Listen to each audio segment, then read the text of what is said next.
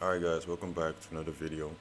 Today we were able to catch about 315 points on Nasdaq, right? By the way, it was on two accounts, okay? Yesterday we ended up losing, but as you can see here today, we ended up making it all back. Well, today was actually kind of interesting, right? So as you can see here, price ended up dropping, right, at market open. Let's just go to the 5 minute. Price ended up opening at 9:30 and then dropping to the downside. As you can see here, we had a reaction off of this level. This would have actually been a good time to actually take out half of my position here, but I decided to hold this trade because I just felt like we're going to keep pushing to the downside, at least to target one. Well, price ended up going back up. It was kind of scary, but I still felt like since we're below this level, we should still be looking for sell trades. But as soon as price went above this level, I said this is the time for buyers to come into the market.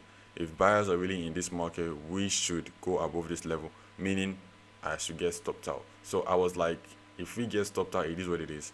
But if there are people selling, because below this level, people are selling. So I was like, if price comes into this level and then start reacting to the downside, that means there are still sellers in this market. So we came all the way up. As you can see, we're so close to getting stopped out.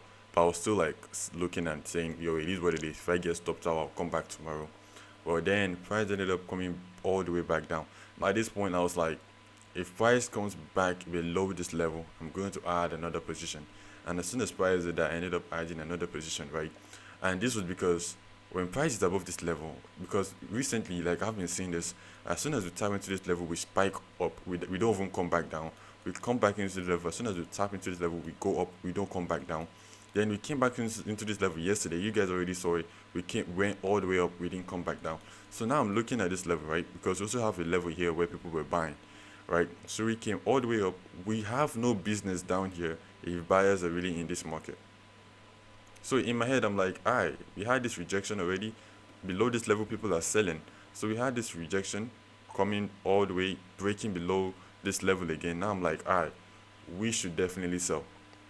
So I already had two positions. So when price went back down, I ended up taking one more position and entering another sell position, right?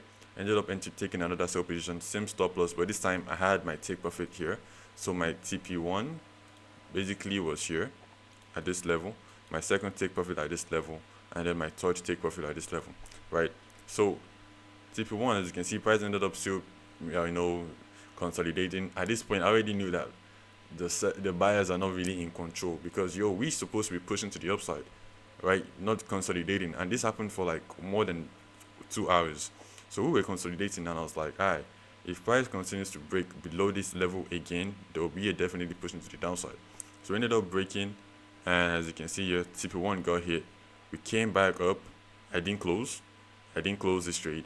We came back up again because I'm trying to see price's reaction below this level. So even if you had a little bit of drawdown, I wasn't scared at all. I was like, I'm still gonna keep holding, right? So price ended up reacting off of the level which I was expecting, and then went below this level here. So at this point, TP2 got hit, obviously. TP2 got hit, and then at this point, I had to put my stop loss because I only had one position. TP1 has gotten hit, TP2 has gotten hit, remaining one more position. So I had to put my stops to break even at this level here. So my stop loss was at TP1's level. So I ended up getting stopped out. But it is what it is, man. We ended up making it back what we lost yesterday. Yeah. I know it sounds kind of complicated, but you guys just need to like understand how the market moves. I know price at this level, I was kind of risking it really because I said it, I was risking it that if price reacts off of this level, we might actually keep pushing to the upside. But as soon as the sub price started to push back down, I'm like, alright, sellers are still in control. Even if we had huge level of buyers coming to the market here, I still feel like for us to start seeing pushes below this level, we should still like sell, for a bit before we go back up. So here, price obviously broke below that level. We even closed as a body below this level. So that kind of gave me some indication that price really wants to keep pushing to the downside. Came back into this level, reacted off of it, came back down to show us that yeah, we definitely want to push to the downside.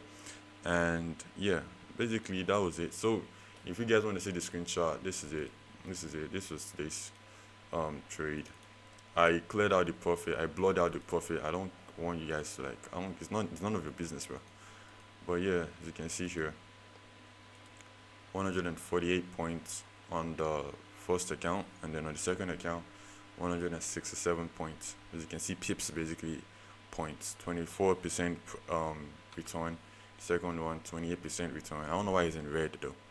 But yo, that was basically it. That was today's trade. That was today's trade, man. But yeah, 1 to 1. Here's what it is.